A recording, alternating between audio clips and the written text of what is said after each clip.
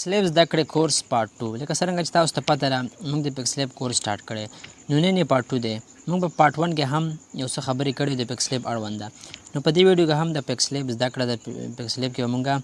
نور څه کارونه کوو او موږ په دې دوهمه برخه کې په دې دویمه ویډیو کې تاسو ته زه ښیم نو راځئ له ما سره په دې ویډیو کې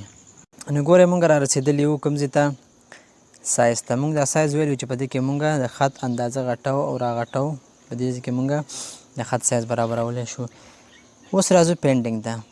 دې ته چې څنګه راشو ګورئ موږ د دوه لیک یې دلته راکړي دا اول لیکه چې موږ څنګه راکش کړو ګورئ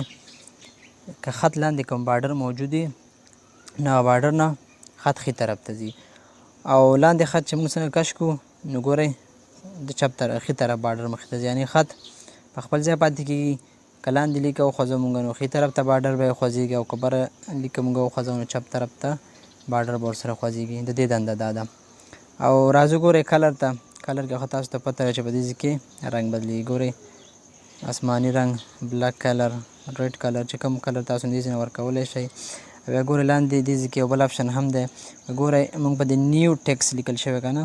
موږ خالص په دې نیو باندې دا سلیکټ راولو په دې ټیکس باندې راولو ګورئ موږ ته تور رنګ ورکوو نو ګورئ نیو ته تور رنګ ورکړل شو او ټیکس ته چې کوم دی هماغه سور خط دی دې ځای کې تاسو نیم په نیمه خط ته دوه قسمه رنګ هم دې ځای نه ورکولی شئ چې یو طرف ته یو رنګ ورکړئ بل طرف ته بل رنګ دا هم دې ځای کې تاسو کولی شئ او ګورئ دلته بل تاسو چې په دې ځای باندې څنګه کلیک کوئ ګورئ دلته میکس رنګونه دي تاسو دوه رنګه درې رنګه څلور رنګه هم دې ځای نه یو خط ته ورکولی شئ ګورئ دا ګرین او بلک کلر زه ورکوم دې خط ته صحیح شو ګورئ زه به اول د دې دا بیکګراونډ سپین کوم چې تاسو ته دا خط صحیح معلوم شي نو ګورئ کلر ته راځو مونږه ګورئ دا رنګ ورکوئ دا ورکوئ ګورئ ټول دوه دوه رنګونه دلته او دې ځای نه تاسو خپله رنګ هم جوړولی شئ په دې ځای باندې چې تاسو څنګه کلیک کوئ ګورئ دلته دوه رنګه تاسو ورکولی شئ بره طرف ته بلک کلر دی لاندې ګرین کلر دی چې په دې ګرین کلر باندې ګورئ اوس که غواړئ دې ځای کې تاسو دا کلر چینج کړئ نو ګورئ په دې ځای باندې کلیک کوئ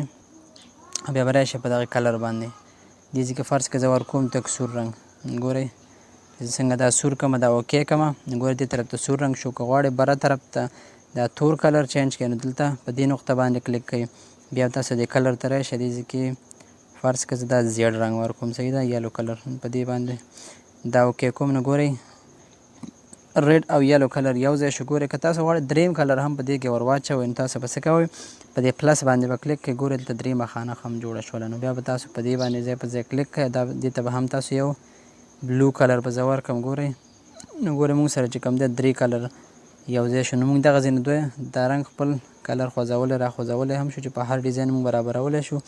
هغه دې ځای نه هم موږ کولی شو که غواړئ بل کلر هم یو ځای کړو بیا په دې پلس باندې کلیک کوئ ګورئ دلته څلور خانې یو ځای شوې چې څومره تاسو زیاتولی شئ دې ځای نه زیاتېږي او که غواړئ چې دا تاسو بېرته ډیلیټ کړئ نو ګورئ په دې منفي باندې تاسو کلیک کړئ دا به ډیلیټ شي بیا تاسو په دې باندې کلیک کړئ دا هم تاسو ډیلیټولی شئ نو دې ځای نه تاسو دوه رنګه درې رنګه خطونه برابرولی شئ